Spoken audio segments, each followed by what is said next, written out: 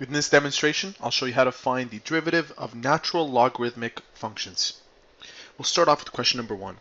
Now, to be successful with these questions, you will need to know this, that finding the derivative of ln x gives you 1 over whatever that is multiplied by the derivative of that. So let's get started. At first glance, it appears that you would have to use the chain rule and quotient rule to do this. But if you recall your log rules, and I do have a video dedicated on this, log x over y is the same thing as saying log x minus log y. And the same thing applies with natural logs. So what we're going to do is separate this into ln 5x squared plus 1 minus ln tangent x plus 3. We'll start with the first term.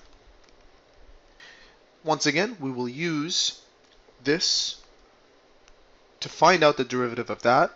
And what this tells us is we'll put these two terms at the bottom,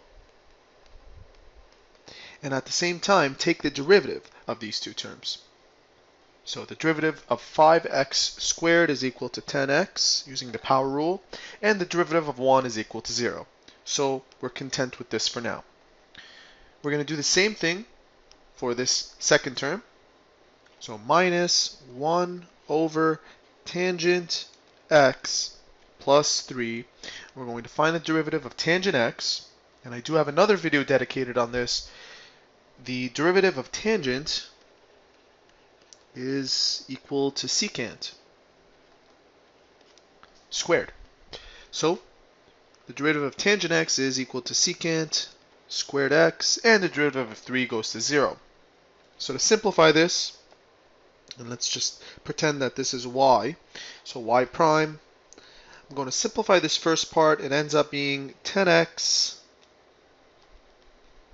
over 5x squared plus 1. And over here we end up with negative secant squared x over tangent x plus 3.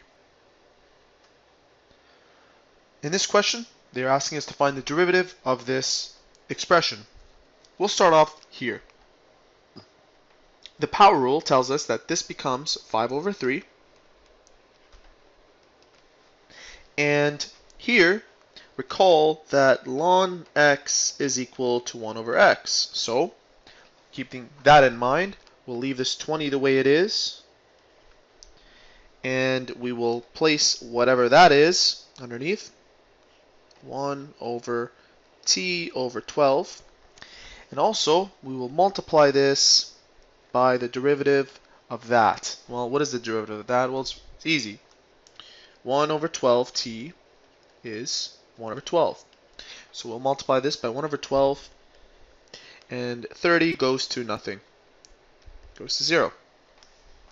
Let's simplify this part. If we do simplify that, we end up with 12t times, and don't forget this 20, times 1 over 12.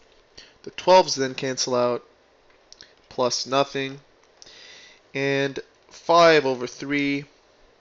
Combining all of this together, we end up with negative 20 over t.